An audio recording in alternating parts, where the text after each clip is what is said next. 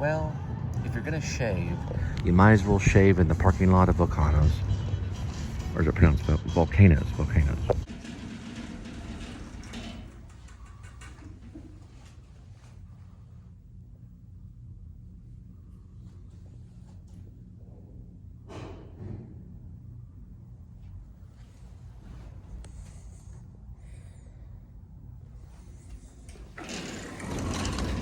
How's it going today? Hey, you guys are Trek? Pardon? You guys sell Trek? The Yep. bike? So this was my bike that the grocery store clerk stole from me over Nutri-Grain. Nutri-Grain bar. Imagine that. I'll take your Nutri-Grain bar and you can have my bike. It's an old story. These are really cool. Yep, this is what I had. I had something like this. It was like a Trek. Look at this. Look at this right here. I'm just looking at some of the gears. They're pretty awesome. They didn't look this way when I bought them back in the day. These are cool too over here.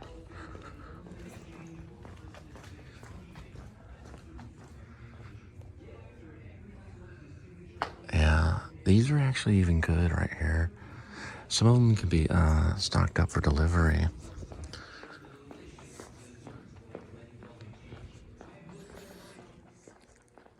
Yeah, they have all new ones right here.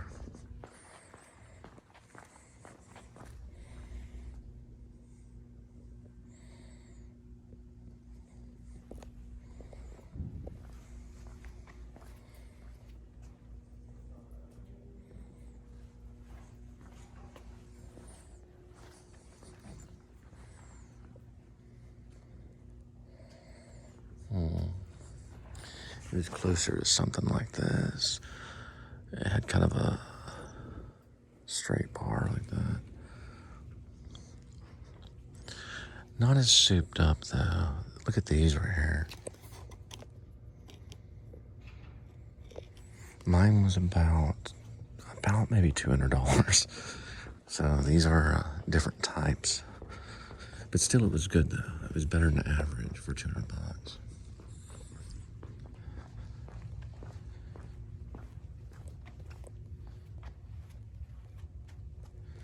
These are, I think, maybe possibly even electric. They have electric components on them. Although there has been reports about battery problems in New York City. Some of the batteries blowing up and things like that. But these probably have different types of batteries, I'm sure. But they say that a lot of that is because of the poor maintenance on some of the batteries.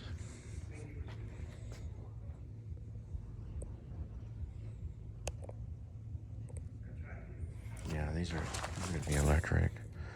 You can see right here, it almost acts kind of like a motorcycle. I think, I'm just guessing, I may be wrong. It looks to be that way. I'm looking for any type of sign on it though. Yeah, you can see the Bosch power pack.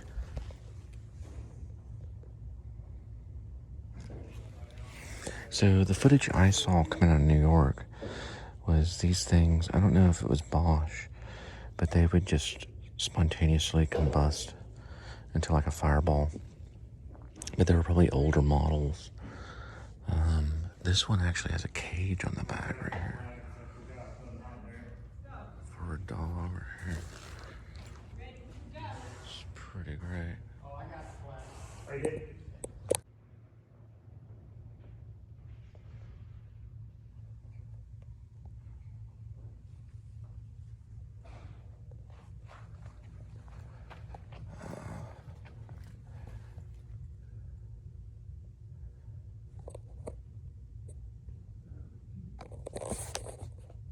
Something to this size right here, where you can actually maybe get a larger one that can maybe hold a pizza, and then you got yourself really, really cheap gas for delivery right here. This is actually a Bosch powered electric, so it's an electric bike. The guy, so there's class 1, 2, and 3. There's electric bike over there. But he said mostly the electric bikes are only there to assist you. So you're basically supposed to pedal the bike, just like you would a normal bike, but it's supposed to make it easier on the pedaling. But he did talk about the type that has the throttle like a motorcycle, and they're still working on those. And then I talked about some batteries issues, like seeing batteries blow up, and like seeing batteries blow up in New York City and things like that. He said that that's a lot of media stuff, media kind of going wild. So one of my kind of backup plans for a while when I was working with DoorDash, which right now currently I'm not, due to maybe a security breach. Don't know exactly if that's the case. I did email DoorDash to find out why it was deactivated. But one of the things that I thought about doing was I realized on DoorDash you can actually deliver by foot or by e-bike, which is what we were looking at. And they're about $3,000 for an e-bike. Now, I don't know what those guys make, but I have seen a YouTube show, and it looks like it's pretty good because you don't use any gas. So you're just using electric. And using only electric will save you in money. But then again, you don't cover as much distance. But you don't have to spend money on gas, just on powering your electric bike. Now, he did mention class 1, class 2, and class 3 electric bikes. So the class 1 can get up to 18 miles per hour, and it's usually just assisted pedaling. So it helps you pedal. Class 3, which you jump to class 3, is more of kind of like assisted pedaling, but it can get you up to 20 to 23 miles per hour pretty easily, which is what I'm traveling about right now. And class 2 has an electric thing on it that actually propels it. Not really like a motorcycle, but in kind of a way. Those, he didn't have any of those, and he didn't know the pricing of those. Those you can just coast and press a button and it just goes automatically. A lot of the city bikes and stuff like that will do that. You don't even have to pedal on the class 2. But the class 1 and the class 3, you do. They just go different speeds. Basically, the difference between the class 1 electric bike and the class 3 electric bike is that the class 3 electric bike can get up to 25 miles per hour per se. You probably can easily get up to that without any problems. The class 1 is more like 18 miles per hour.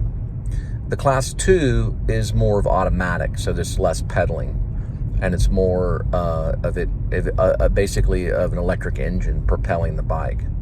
Now, I am going to go back and do further research because I don't know exactly how correct I am, but I do know that he suggested, the bikes that he had were basically bikes that assist you in pedaling, so it makes it easier to go quicker. And it looks cool.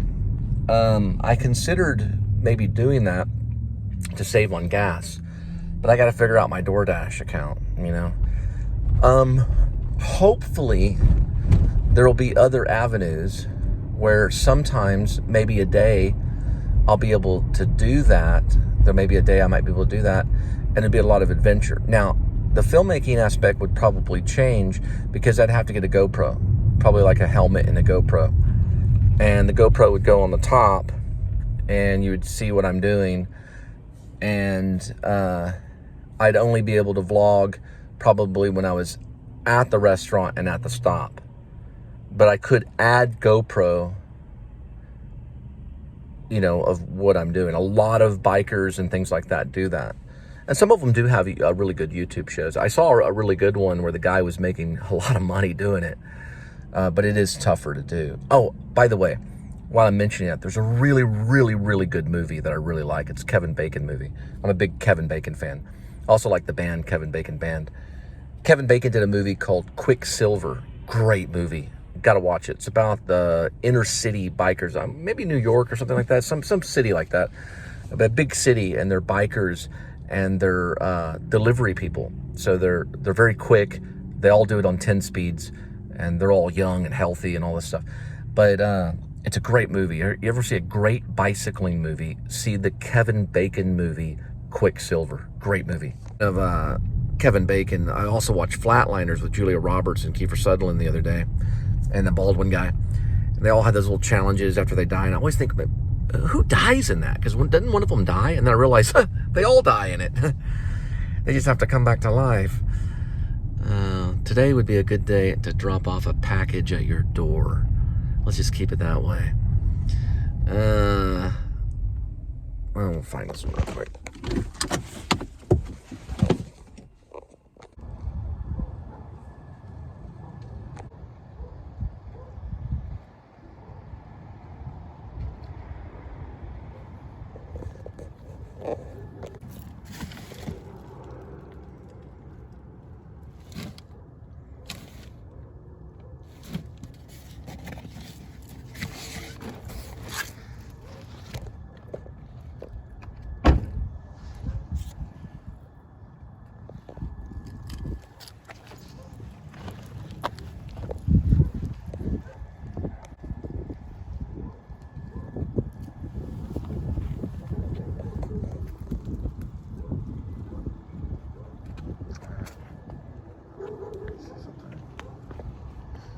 I think it's that one.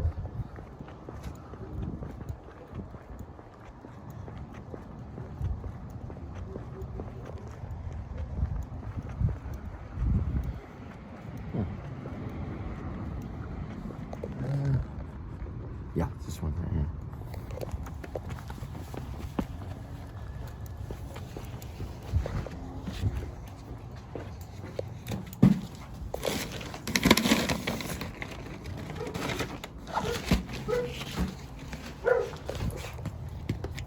Well, the thing that's nice about Centerport, this airport little area, is they really do a good job on the Christmas lights. You can actually see right here. This is all for the American Airline employees. Some Delta employees are mixed in there, but mostly American Airlines. I'm really surprised American Airlines actually survived it all.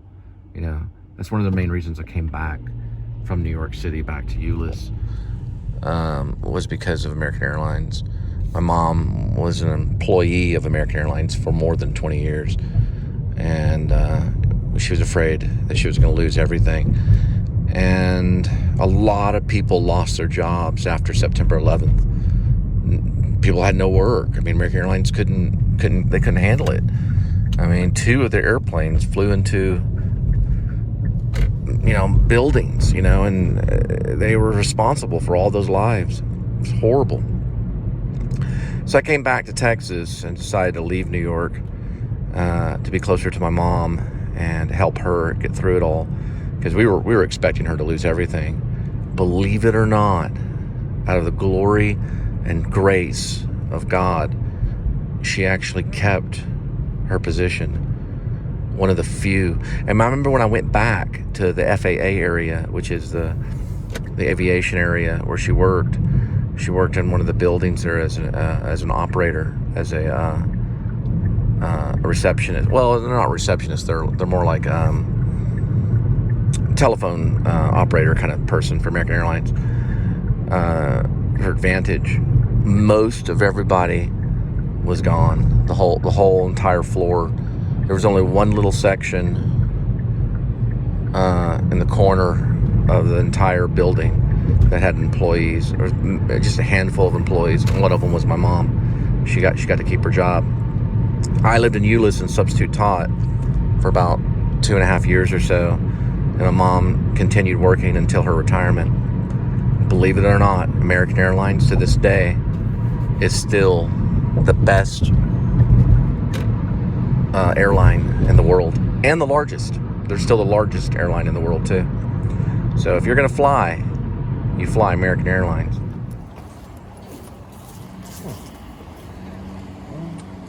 There it is.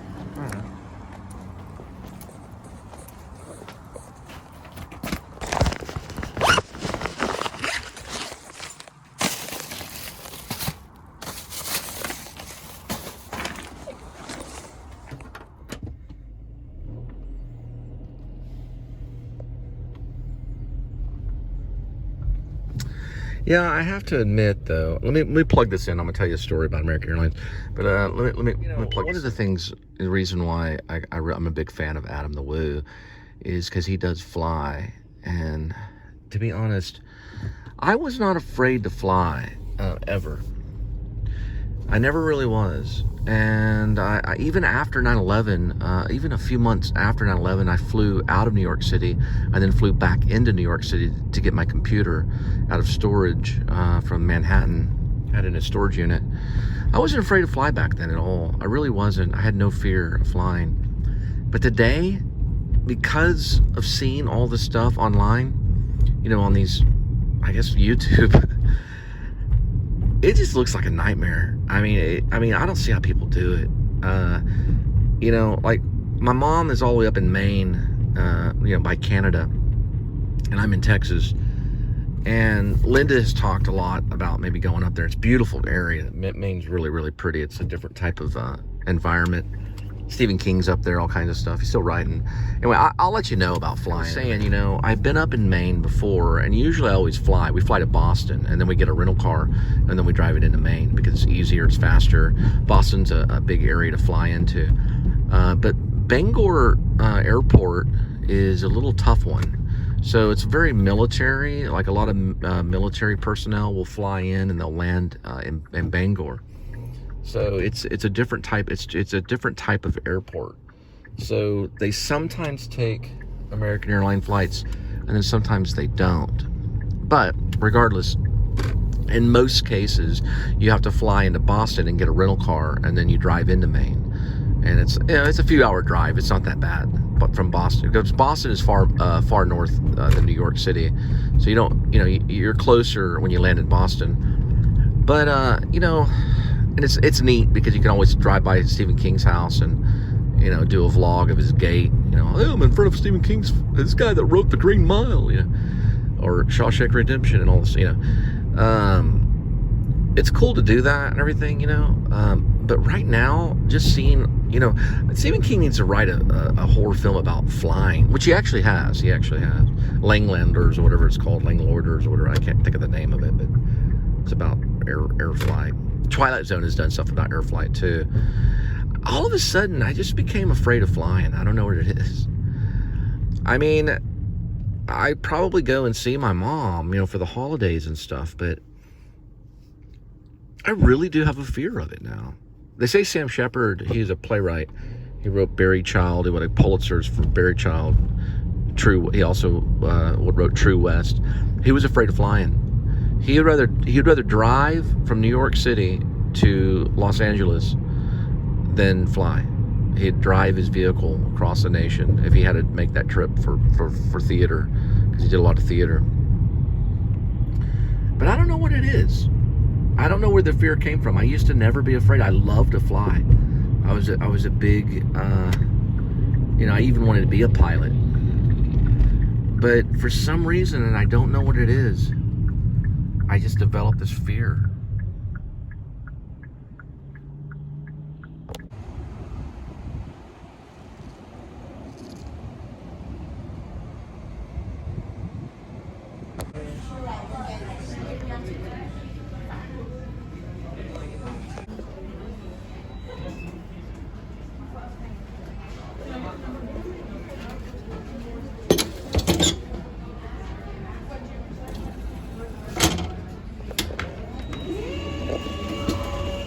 Had a little problem with the fountain drink.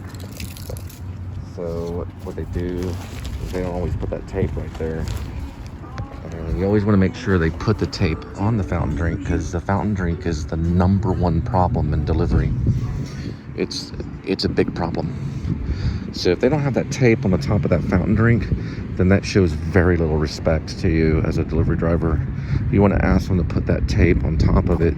What that tape does is actually it tapes down the plastic lid, and it keeps it from exploding all over you.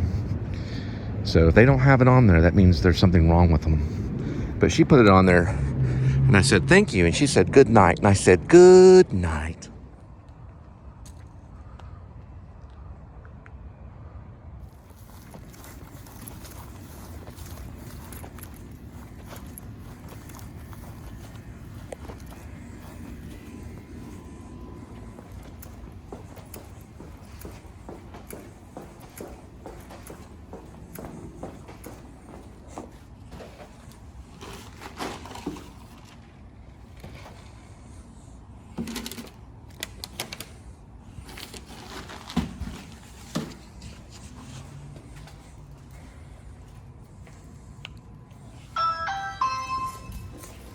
all in all, I'm about to pick up some great American cookies. It's interesting because I was watching some things about cinema last night, and there was a guy, a filmmaker.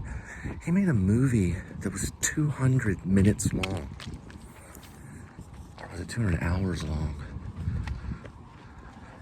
No, I think it was 200 minutes long. No, I'm sorry. No, I'm sorry. It was 200 minutes long. No. It was 200 hours long. That's what it was. Okay, messed that up. Okay, take two. No, this is for real. He made a feature film that was 200 hours long. It mostly followed the life of this woman doing mundane chores all day long. It's like a great movie, but it goes on for 200 hours. It's a 200-hour film. So it's not something you can just sit down and just go, okay, I'm going to watch this for 200 hours. But it's a real movie. And it's a cinematic masterpiece. It's on one of the top 50 best movies of all time for its breakthrough. I haven't seen it. But the lady's like ironing, and then another scene, she's like doing the dishes and all this stuff. But it's actually a narrative or something similar. And it goes on for 200 hours. It's a real thing. It's European. I'm going to figure it out. Didn't know about this at all until the other day. It's considered a masterpiece movie. But you'd have to watch it probably in sections. It'd be like reading a very long book. Because movies are kind of like books, 200 hours. No. Yes, 200 hours. It clocks in at 200 hours. Man, makes you think. Anyway, we got to pick up these cookies and we're going to drop them off at your door. I don't figure that everyone's going to watch every single of his vlogs. I'm not going to watch all of Jordan the Lion vlogs. I've seen a lot of Adam's vlogs, especially his early stuff.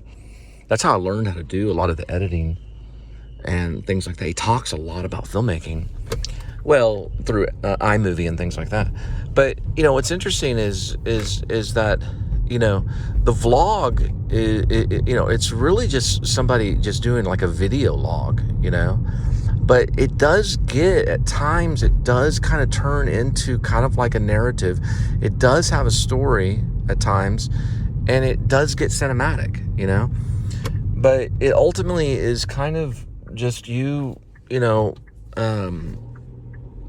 kind of just, vlogging maybe your life, or maybe, focusing on a theme, at one time. You could even do a little movie in there for fun, I don't really know if there's been a lot of courses on it, like NYU. I'm sure they're doing a lot of coursework on it and figuring out what it is. And it's been on YouTube for at least a good decade. It's a new medium, a new revolution of filmmaking, as what Scorsese talks about a little bit, that it's a new revolution, and it's because of technology that we're able to even attempt it. If I was doing this with film, 35 millimeter, ain't no way, man. Kodak would call me and say, look, there's no way. We cannot develop all of this, The cool thing is it's immediate development, but because it's digital, I got to figure out where this thing is, dude. This is supposedly called American Cookie. Do you see anything around here called American Cookie? I don't see anything like cookie shop kind of thing at all, dude. I'm going to have to reroute this puppy. There's lights on right here. I'm going to have to call this American Cookie and figure out if that's American Cookie right there. Does that look like American Cookie? Well, I'm going to try to pick your cookies up. Right, so American Cookies is not where I was. That is a problem. American Cookies is not 6 miles back where I was. So we're headed to Grapevine Mills Mall right now, where American Cookies is located, and I called the number on American Cookies' phone. And when American Cookies picked up, they do have the order waiting there. But whoever this is that did this, you had me pick it up 7 miles off course, which is now being reported by a second party at the mall, which is Grapevine Mills Mall. Now, I don't know if this is done as a prank, or if this is funny, or if this is just a simple error that they have not adjusted. But it is being exposed. So the real order is supposed to be picked up at a different time because it doesn't see it as 7 miles away. Now that says 4.1 miles because I've already traveled a few miles before I reported this right now. And you can see the time right now. This is an American Cookies pickup for a person named Brian R. at Grapevine Mills Mall, which is located 7 miles from the pickup point. Very uncommon that this would happen. And this is going to be exposed on international television. So another thing to add, if I want to report a multi-billion-dollar business like Amazon, for an example, because I can make money off this advertisement, I will do so without your permission. Watch out. Vehicle on shoulder ahead. As you can see, passing the Amazon truck. And I asked no permission for that commercial to be posted right then. Do you understand the difference? The time of the American Cookies shenanigans at Grapevine Mills Mall, which the GPS location is 7 miles in the other direction, occurred on December 3rd, 2022 AD, as in the year of our Lord Jesus Christ. The time I'm making note of this is 7:32 in the PM.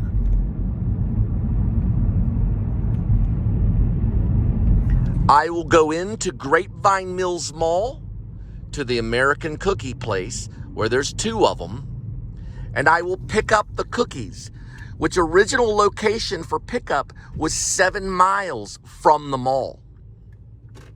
I am on my way to the mall as I speak right now. And the entrance is number 1. I've already read the notes, so they should already know that we cannot travel through time and space that quick to pick up your flippin' cookies, which I will drop at your door.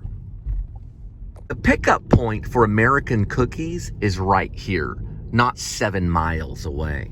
So I just want to report that. So I'm going to run in to this entrance right here. I know I'm getting all Orson Welles, but I'm going to run in there and grab the cookies, and then I'm going to do my very best to get them to your doorstep at a reasonable civil time without becoming a Marvel character and warping time and space and appearing. See, I have to actually stop for this vehicle here, you know. I'm a human being trying to survive in the world today, okay? And if you expect me to warp time and space and appear there for American Cookies, grab the cookies, and then disappear and reappear without a flash of time to go by, then you are completely 100% insane, okay? It takes time to pick up these American Cookies, just as it takes time for them to bake the flippin' cookies. I will have them at your door. Hang on.